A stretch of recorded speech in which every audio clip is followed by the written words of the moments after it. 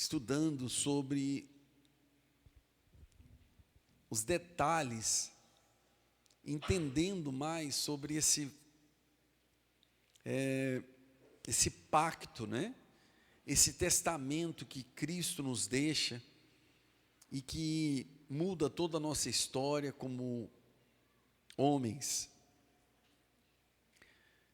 Números capítulo 23, veja comigo a partir do versículo 19. 23, 19, do livro de Números.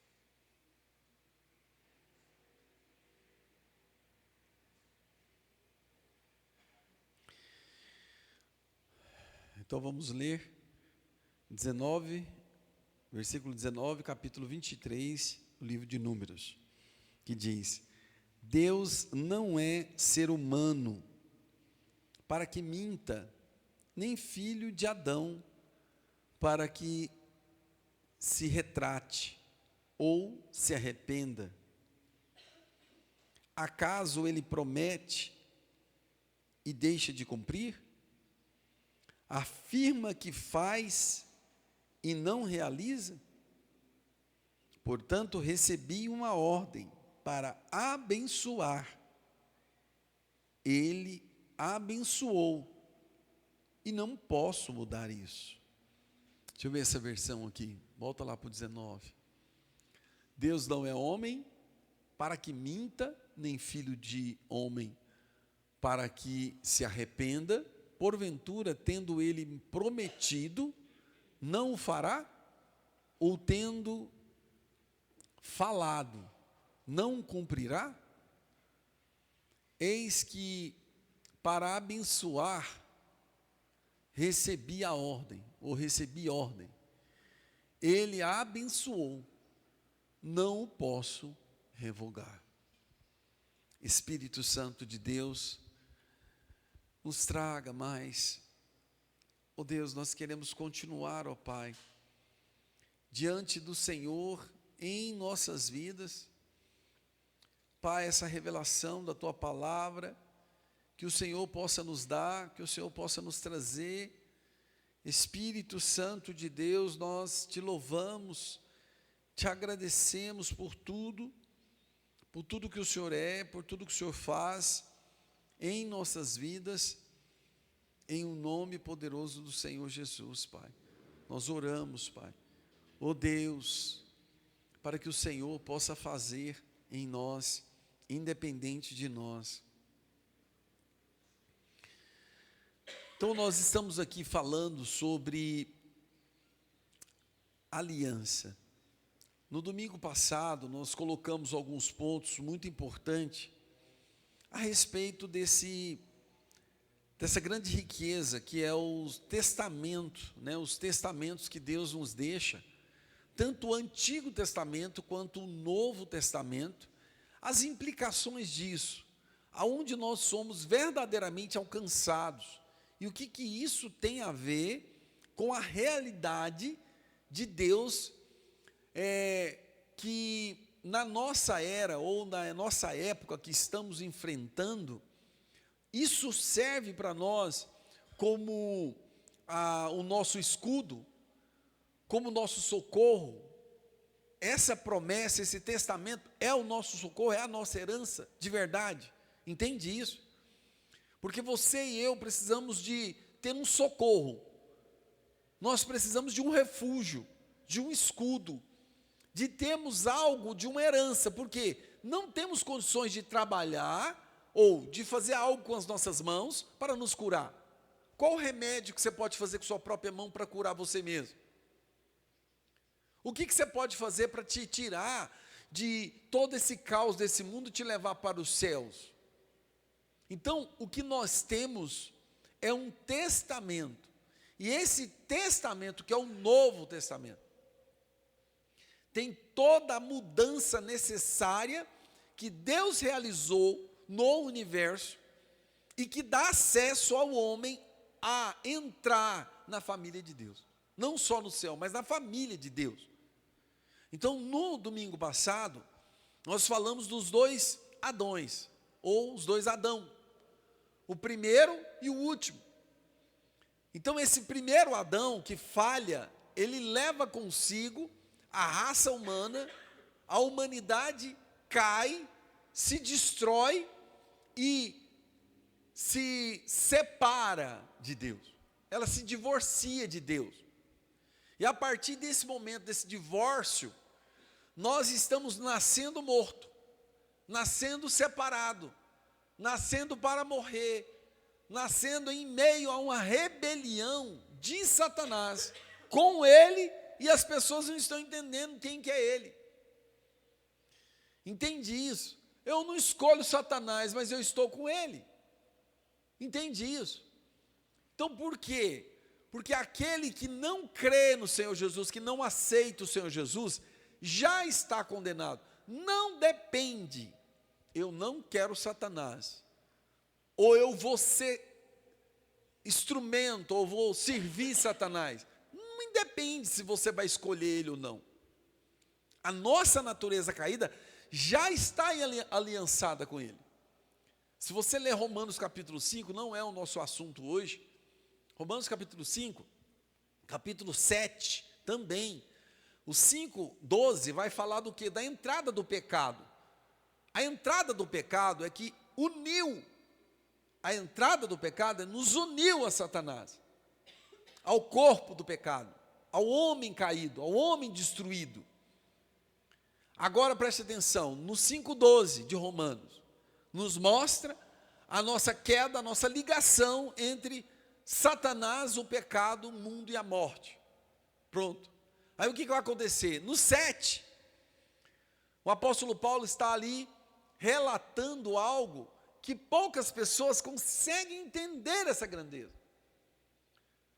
Preste atenção nisso. Nós nascemos casados. Casados com quem? Com o mal. Nós nascemos ligados, casados ou escravos, e não sabemos. Entende isso? Quando estamos diante de um mundo sem Deus, e que não queremos Deus, ou não conhecemos Ele para poder escolher Ele, olha a diferença. Eu estou no mundo sem Deus, mas nem sei se Deus existe. Não conheço Deus. Então como que eu vou escolher Ele? Por quê? Eu já pertenço ao pecado. Estou sobre a minha mente um véu do entendimento. 2 Coríntios 4:4 fala que o Deus desse século cega o entendimento dos ímpios. Então eu já nasci cego. Se eu nasci cego, como que eu vou ver Deus? Como que eu vou querer Deus? Se eu não conhecer a Deus, eu nunca vou querer Ele. Então eu já estou morto, já estou cego, já estou separado. Não tem como. Como é que eu vou querer Deus sendo que eu não conheço Ele? E como falei, muitos nem sabem se Ele existe. E esse ponto aqui, ele é crucial para mim e para você.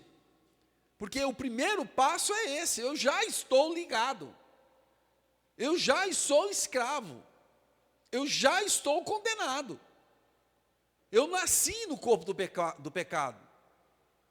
E agora, nessa condição, o que me resta? Eu tenho que morrer com essa infeliz aliança que eu tenho. Qual é a aliança? Aliança com o pecado. Aliança com Satanás. Com a humanidade caída. Eu nasci debaixo dela, ligado a ela. Não tenho o que fazer. Para me desligar com essa aliança, só tem uma condição. É morrer. Quando o homem escolhe comer, se aliançar com o fruto do pecado, lá no jardim do Éden, tinha 2 árvores. Nós já estudamos sobre isso. Ele come da árvore do fruto proibido. Deus falou. Agora aqui é interessante porque nós lemos que ele não é homem ou ser humano para que possa mentir. Então, peraí, se ele é ser humano, aliás, se ele não é ser humano, para que ele fale ou fale algum tipo de mentira, você poderia pensar comigo o seguinte: o que ele falou lá no jardim do Éden? Se você comer, você morrerá. O que o bendito ser humano fez? Comeu. Acabou. Ele não é homem para que ele possa mentir. Então ele não mentiu. Ele tem que honrar a promessa dele. Qual que é a promessa dele? Você tocou e comeu. Então você vai morrer. Agora você entendeu que nós estamos casados, ligados, da forma que você achar melhor. Nascemos no pecado. Estamos cegos, pobres, separados de Deus. Acabou, porque escolhemos isso. Independente, o pastor não estava lá, não interessa, é a raiz. Nascemos assim.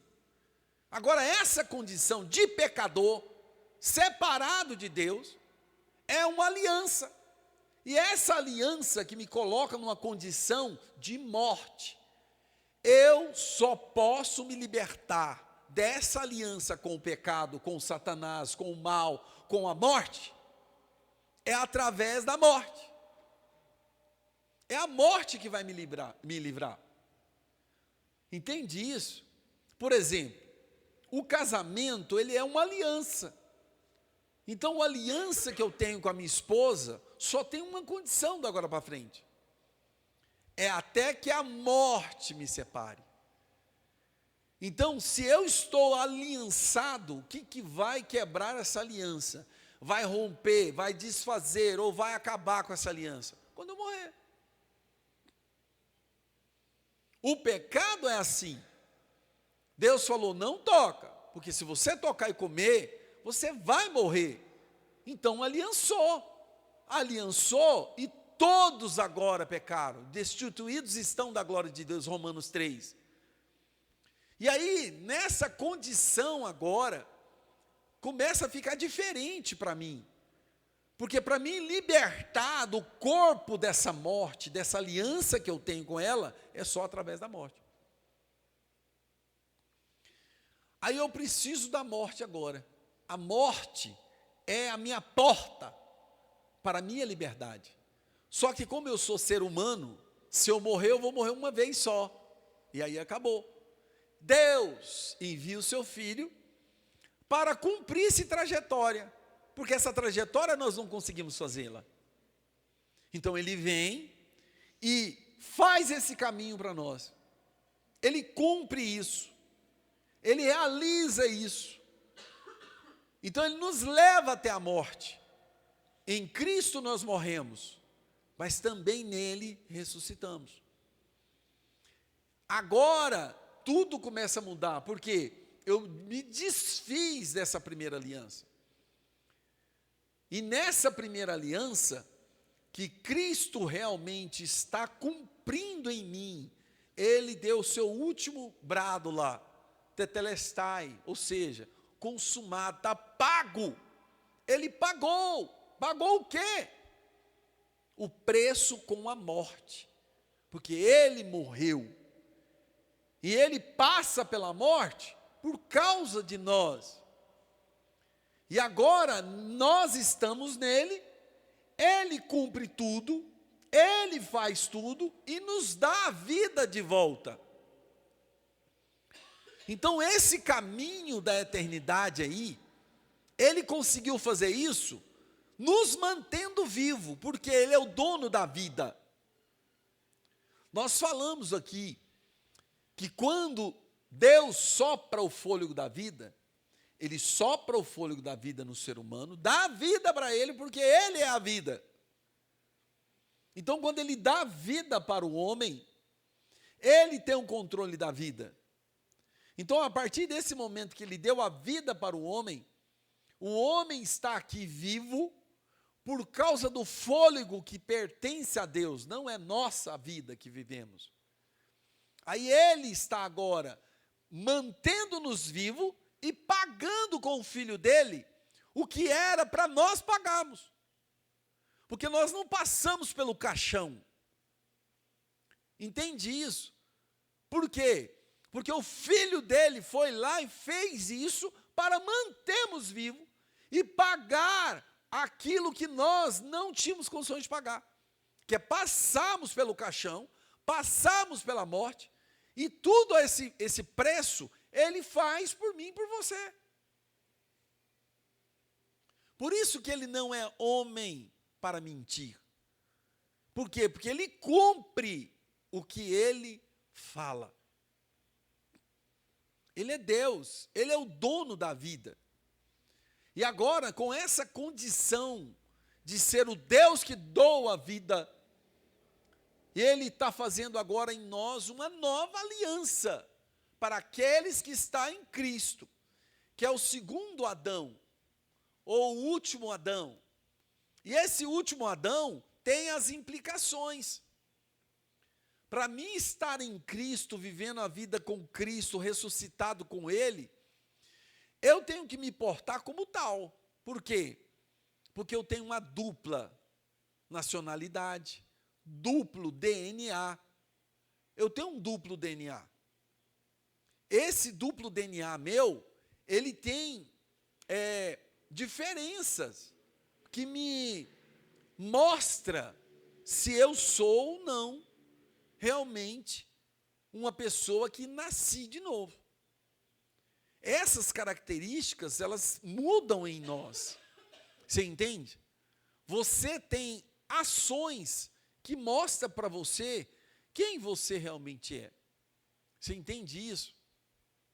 Então, essas diferenças aqui, elas começam a se tornar evidentes em nós. Tem reações em nós que nós fazemos que nos condena. Você entende isso? Tem reações em nós que a gente faz e que nos condena. Você entende isso, irmãos? Por exemplo, quando nós estamos como crianças, as ações de crianças irresponsáveis, criança não sabe falar sério, criança, ela tem uma inocência natural, ela leva o negócio tudo para o lado, assim, da brincadeira. Então, essas atitudes, se você é um homem, uma mulher que só vive em brincadeiras, que não leva nada a sério, a vida para você é uma coisa assim, que aconteça o que acontecer. Então, você não deixa das coisas de criança. E todo mundo que está em sua volta, por exemplo, se fosse para nós, hoje, num período de guerra, nós estamos aqui em meio à guerra, o Brasil foi invadido por um outro país. Entra comigo nesse raciocínio aqui para você entender isso. O Brasil está sendo invadido. Vai entrar aqui em Goiânia, principalmente. Aí eu pergunto para você o seguinte: nós precisamos nos unir, porque nós vamos ter que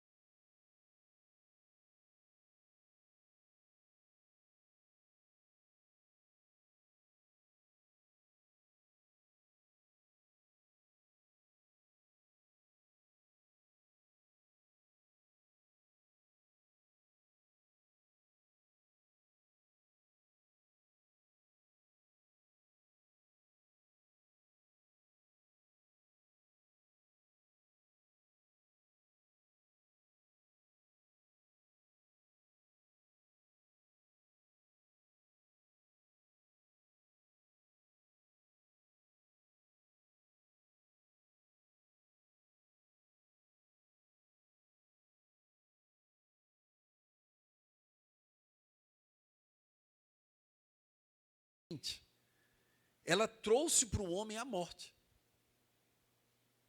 Por isso que a serpente de verdade, não essas cobras de minhoca aí não cobra de verdade, serpente de verdade, ela é fatal, meu irmão. Uma serpente me picou, tchau, Arthur, vamos arrumar um companheiro melhor para a Ana Luísa, porque o Arthur foi picado pela serpente, acabou, morreu. Mas qual que é a solução para uma serpente? Então, a partir daí, você está entendendo que a serpente lembra a morte, aponta para o diabo. Aí, o que aconteceu então, por exemplo, lá no deserto? O povo estava morrendo. Uma praga cercou aquele povo, o povo estava morrendo. Moisés fez o quê? Esculpiu uma serpente de bronze, levanta ela no deserto, aqueles que olhavam para a serpente e criam, eles eram curados. Ali está apontando o quê? O Cristo, que é Deus, veio e ele foi se formando cada vez mais um homem, como eu e você. Primeiro, deu mamar para Jesus, se tornou um homem. Pensou Maria limpando o bumbum de Jesus? Estranho, não é? Se tornou homem, uma humanidade. E ele veio, se fez homem, habitou entre nós, se sujeitou a obedecer. E aí o que ele fez? Se tornou aquele que era rejeitado. Como que ele foi crucificado? Ele foi confundido entre os ímpios, entre os piores homens, entre os ladrões. Qual que é a pior raça que existe hoje de um homem? Na época, eram aqueles que cometiam latrocínios. Eles roubavam e matavam. Jesus foi crucificado entre quem? Entre os piores homens da face da terra. Ele foi considerado um lixo, um esterco.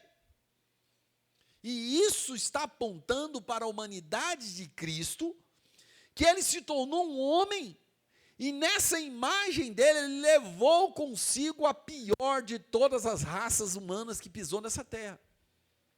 Então ele se torna serpente. E ele vai ser levantado. Quando ele é levantado, ali é aquele que está levando o cativo. Ele está levando o cativo o cativeiro. Ou seja, ele no corpo da morte, no corpo do pecado, que é o cativeiro que prende toda a humanidade, ele levou cativo o cativeiro. O que é o cativeiro? O cativeiro é o nosso corpo da morte.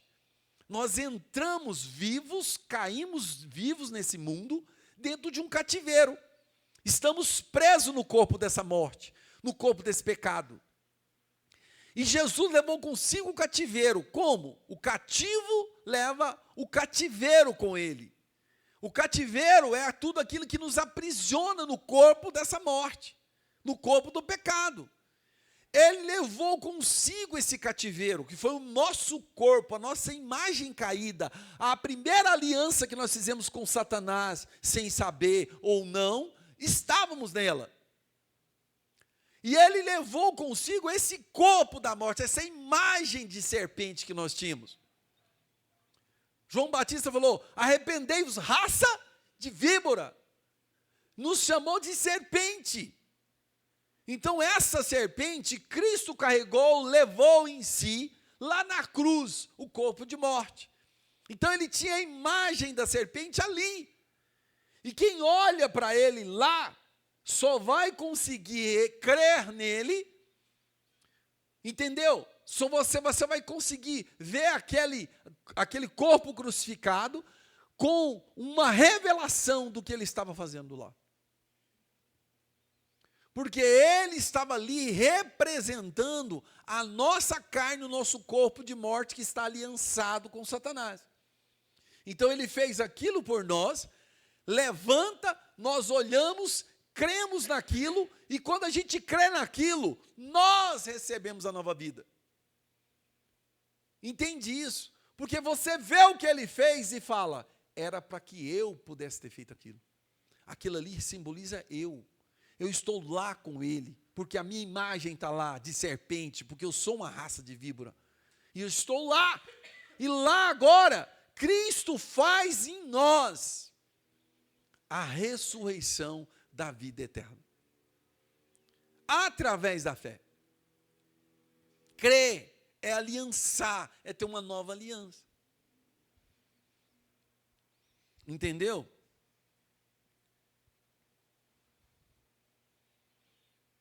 Irmãos, isso é muito forte. Quando você lê, irmãos, olha aqui para mim. Mateus 26, 28. Preste atenção. Nós já pregamos isso e às vezes na Santa Ceia, você vê isso. Isto é meu sangue, o sangue da nova aliança, diz o Senhor. Tomai e comei. Isso é meu corpo, que é partido por vós. Tomai esse cálice, que é o símbolo da nova aliança. Este é meu sangue, o sangue da nova aliança. O que é isso? O sangue derramado ali simbolizou, não o sangue que caiu. Entende ali? Não é porque ele derramou o sangue e através do sangue dele eu estou no sangue dele. É o contrário. O sangue de Cristo derramado ali apontou para a minha morte. Agora eu entendi por que ele derrama aquele sangue. O soldado que furou o seu lado direito, o que saiu ali? Sangue e água. E aquele apontamento daquele sangue, a perca de sangue simboliza o quê? Morte. Você vê uma pessoa atropelada no asfalto. Está caindo aquele tanto de sangue, o que você vai pensar? Vai morrer. Foi o que aconteceu com o rapaz aqui na porta aqui. Começou a colocar muito sangue pelo nariz, pela boca, e ele morreu. Então isso simboliza o quê? A morte. Então a morte é a porta de entrada para que eu possa ter vida. Sem a morte, eu e você nunca poderíamos. Nunca poderíamos ter acesso à vida eterna. Nunca poderíamos ser filhos de Deus. Porque nós já éramos filhos da serpente. Já éramos filhos da serpente. Então essa é a nova aliança. Esse é o meu sangue, que foi vertido, foi derramado por vocês. E nessa nova aliança, que é ter acesso de novo à vida de Deus. Agora a minha vida, ela tem um novo significado. Porque agora já não eu vivo, mas Cristo vive em mim. Aí é tudo diferente. O apóstolo Paulo falou isso. Não é mais eu que vivo. Eu praticava isso. Eu fiz isso. Eu era o ex-drogado, ex-isso, ex-aquilo. Fiz um tanto de coisa errada. Não é mais eu que vivo agora.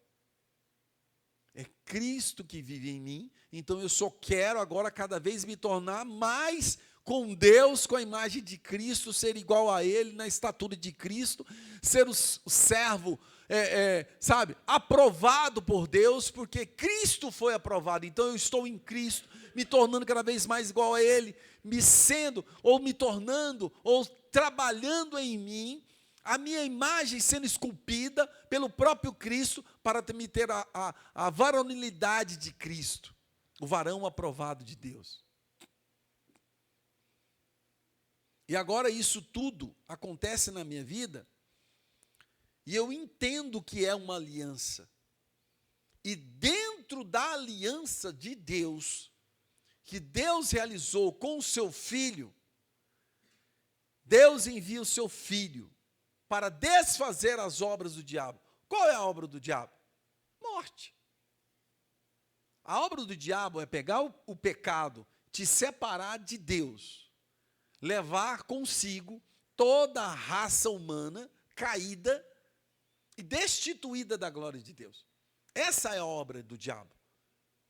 E com a obra do diabo, Jesus foi enviado pelo seu Pai para desfazer isso tudo, essa obra maligna de Satanás. Essa obra se desfaz através de Cristo. E Cristo realizou ela ali como? Vertendo o seu sangue, eu agora tenho acesso ao sangue dele. Esse sangue de Cristo, que aponta para a morte que era para ser minha, ele abre a porta com a morte, que era para que eu pudesse estar ali. Então a morte, Jesus foi lá, abriu a morte, que é a porta, para mim entrar. E agora eu tenho de novo acesso a Deus, porque Cristo abriu a porta e fez um caminho vivo que me leva a Deus. Dentro da aliança, nós vamos encerrar aqui. Essa aliança, existem promessas. Tudo isso aqui de viver uma vida em Deus, em Cristo Jesus, não é uma coisa aleatória. Eu caí aqui dentro da vida de Deus, da vida de Cristo. O que é aqui viver aqui? Como é que é viver Cristo nesse mundo? Eu acho que ser crente é andar mais bem arrumadinho, mais camisa manga comprida, né, ir para a igreja todo domingo, e é isso. Ser crente, viver em Cristo, é isso. Então, isso não significa ter uma vida em Cristo. Isso aí, na verdade, parece mais um estilo de vida pautado para um modelo, entende? Um modelo de roupa, um modelo de características de uma nova moda. Você entende isso? Então eu não posso viver assim, só porque eu troquei de roupa, estou andando mais bem arrumadinho, não falo palavrão, não xingo, não isso, não aquilo, eu estou agora em Cristo. Não pode ser uma coisa externa. Tem que ser algo muito além do que só externalizar isso. Porque externalizar, qualquer um pode fazer isso. Está entendendo isso? Qualquer um pode se tornar uma pessoa assim. Então isso é muito sério. Por exemplo, eu vou me tornar um juiz. Como que eu vou me tornar um juiz? Eu vou pegar aquela... É Beca, não é, Isadora? É Beca? Não, eu esqueci o nome daquela roupa preta do juiz. Agora a gente lembra, né? Túnica não, é de médico. Eu esqueci, uma túnica lá, uma beca lá, que eu esqueci o nome. Hã? Batina não é também não. Tem um outro nome lá. Mas aí, vamos lá. Aquela roupa preta.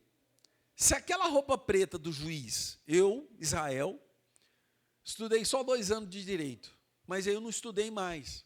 Então, eu estou achando que eu posso ser juiz, que meu pai era juiz. Então, eu vou ser um juiz, então. Vou lá no guarda-roupa do meu pai e pego as roupas dele. E eu visto aquela túnica, aquela bata, sabe, aquele jaleco preto lá, coloco aquele chapéu dele, toga, é isso aí.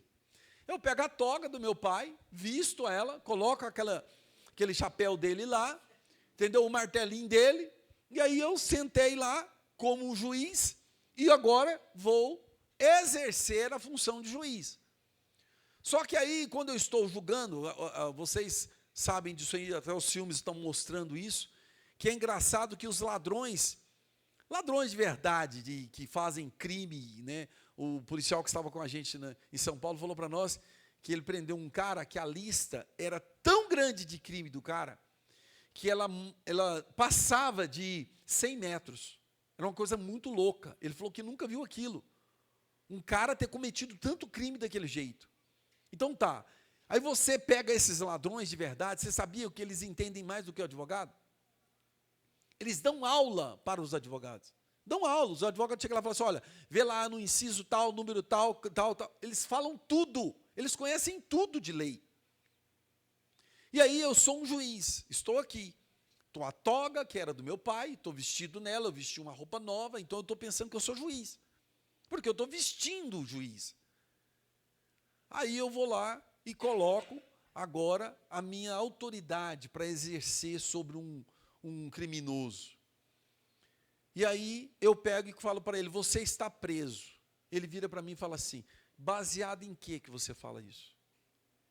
Por quê? Não, porque você cometeu um crime. Ele fala, me prova, me mostra quais as provas que você tem. E ele pega e fala e mostra algo que eu não conheço da lei. O que vai acontecer comigo? Ele vai entender, você não é juiz. Você não entende nada de juiz. Você está vestido de uma roupa que parece juiz, mas você não é juiz. Então o que adiantou eu vestir a roupa do meu pai, parecer ser crente, mas eu não sou crente coisa nenhuma, porque eu não conheço a aliança que eu tenho com Deus. Eu morro de medo de endemoniado e de capeta, eu morro de medo de tudo, não conheço Bíblia, não conheço meu pai, não sei os meus direitos. Então, a nova aliança não é implicação de você viver parecendo um cristão. Sou bonitinho, sou arrumadinho, eu estou isso, eu sou aquilo, eu não bebo, não isso, não aquilo e tal. E eu penso agora que por causa disso eu sou um cristão. Mas isso não me dá o direito de exercer a minha autoridade de cristão. Então, dentro disso, eu preciso entender o que é eu viver em Cristo, nessa nova aliança. Viver nessa nova aliança funciona diferente. Eu preciso saber das promessas que eu tenho, que é minha, e que Deus prometeu, porque Ele é homem, aliás, Ele não é homem, para prometer e não fazer. Entendeu? Foi o que nós lemos. Se Ele prometeu, Ele vai cumprir, porque Ele é fiel para cumprir. Aí dentro dessa aliança que eu estou em Cristo, eu tenho as promessas de Deus. Essas promessas têm as implicações. Quais são? Duas. A condicional e a incondicional. A promessa que Deus já fez e Cristo já realizou elas, então elas se tornam realidade para mim. Então não é para mim condicional. Aquele que crer, olha só, confessar o meu nome, crer no seu coração, será salvo. Então, peraí, o que eu preciso fazer? Crer. Se eu creio em Deus, essa promessa já é de acesso a mim. Ponto final. Não tem outra condição. Agora, qual que é uma promessa de condição? Para me ter uma vida longa, nós falamos sobre isso. Para me ter uma vida longa, eu preciso honrar os meus pais. Se eu não honro meus pais, eu não terei uma vida longa. Ponto final. É uma promessa que tem condições. Se você for ali em Atos, você vai ver ali que Deus deu uma promessa para os discípulos, que Ele desceria sobre eles o Espírito Santo de Deus. Então Ele falou assim antes, permanecer em Jerusalém, até que do alto fossem revestidos. Tá, qual é a promessa? Que nós vamos ser revestidos, que o Espírito Santo de Deus vai descer sobre nós.